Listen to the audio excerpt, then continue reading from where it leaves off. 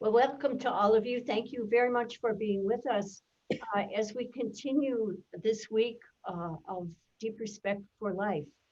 Our our speaker this morning or today is Sister Cecilia Liberatore, who is one of my sisters, a sister of Notre Dame, who has worked with those who are trafficked with the topic of human trafficking, and has really over the past 9 years done some wonderful ministry in accompanying and supporting and being with those who are victims of human trafficking. And so I'm going to ask her today, Cecilia, if you would begin first of all by speaking of human trafficking as a concern for those of us who are so concerned for the dignity of the life of every single person, and how the work that you're doing really is supportive of that dignity. Please. Thank you for inviting me to share this. It's it means a lot to me personally because, as you said, I've been ministering with women and girls who have been or are being trafficked for commercial sex, which isn't as large as labor trafficking, but that is my particular area of focus and commitment. And I do that as part of the Renee Jones Empowerment Center. I am a personal support advocate, and that is the approach, but it is also the call that I have. Now, why is this a life issue? I'm going to start with Jesus's own mission statement. I come that you may have life and have it to the full. Human trafficking is a life issue because it deprives a human being, any human person, of the fullness of life that Jesus came to share with us. And it also physically can destroy that life in many different ways, up to and including the death of the individual. Pope Francis has called human trafficking a profound injury to the humanity of those who suffer it, an open wound on the body of humanity, a violation of the human being as willed and created by God. Yes, human trafficking is a life issue. The women, and I will say my friends, because we have come to be friends, they are probably the most courageous people that I know. And I support them in every part of their journey, from when they may be first picked up, when they begin their journey towards wholeness, and when, for those who have actually been able to achieve it, they become survivors instead of victims. I want to tell quickly the story of two of them, and I can't still to this day even use their names, so I will use their initial, which I don't like to do. I'm going to tell you the story of a beautiful young woman who was trafficked for a number of years before I met her after she had been rescued by the task force. And I walked with her on her journey for probably about 2 years. She had been coming to the Renee Jones Center, and the last time that I had seen her there was several years ago for a Christmas activity. We made wreaths to be able to share with whoever we wanted to. And at that time, I'm going to say now, it was the last time I saw her, because at Christmas time, she had a pass to go home from the sober living house she was living in. And unfortunately, on that visit, at which time she gave her wreath to her mother, she made a very poor decision and wanted to go out with some of her friends. The friends were not really friends. And the last that her parents knew about her, that was it at that time.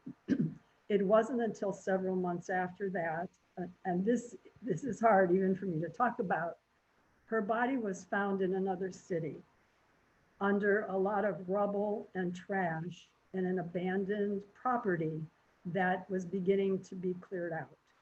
So when the workers were working to clear out that rubble and trash, they discovered her body. Unfortunately, one of the things that they saw on her body were scratch marks around her throat, which has led them and law enforcement to think that she was possibly choked and murdered. My memory of her is in the wreath that I made with her. Every Christmas, I put that wreath up, and it is a sign of joy, of course, for Christmas, but it is also a sign of deep pain in the loss of her. There were several other women and or girls that I have been with these past years who are also dead. And their stories have similarities in that those deaths were always connected to their being victimized as human trafficked. This is one of the reasons I say human trafficking is a life issue. It diminishes the life of a person spiritually, emotionally, psychologically, and potentially physically. The other story I want to tell is quite different. And this is R. She was a kid, a juvenile, when I first met her through the courts. And she had been trafficked in another city, brought back to Cleveland, and in that time frame um, had become part of the new safe harbor court for juvenile victims of human trafficking. She completed the programs with a lot of resistance at times, and I came to know her very, very well. She didn't have a license, she couldn't drive, so I was basically her chauffeur wherever she had to go, to court, to pick up groceries, for anything else she might have had to do. But because she was constrained by not being able to drive, it put her in the car with me quite frequently. And one of the things that I came to know is that car conversations can become very significant and very deep because there's just a lot of chatter that goes on. And then, you know, the heavy, deep things start to happen. This story has a different ending because she is now an adult.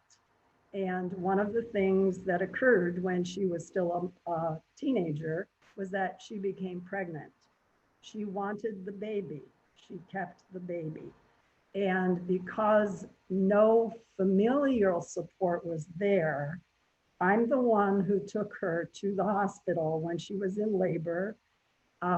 She gave me the blessing of staying and being with her during labor and the delivery of her baby. In some ways, I feel like a grandma, not only to her, but to the baby.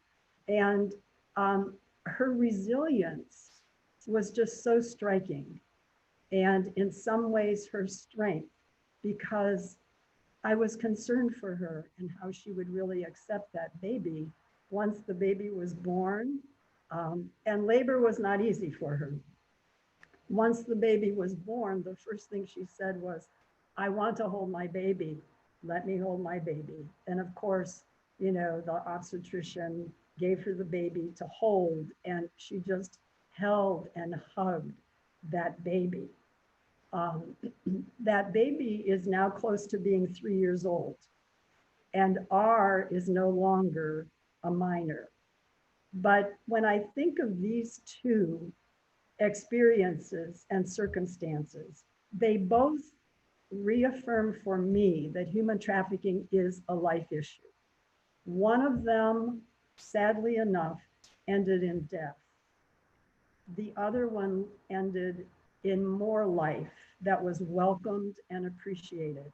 But in both instances, their very humanity had been put on the line, a very tragic line.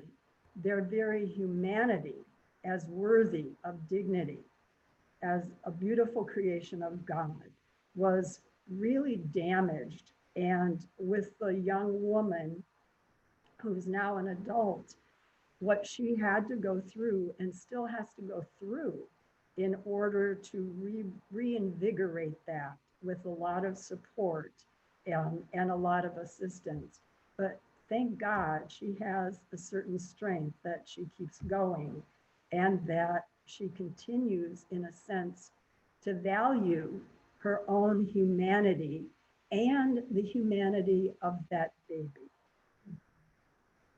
So those are two real stories. Yes. And of course, there are many, many other stories, but they all come down to the deep humanity, the dignity of being human that is just so often torn away from them and taken sometimes in very violent ways, but also the strength of their humanity to resist, um, to become more aware of who they are as human persons made in the image and likeness of God.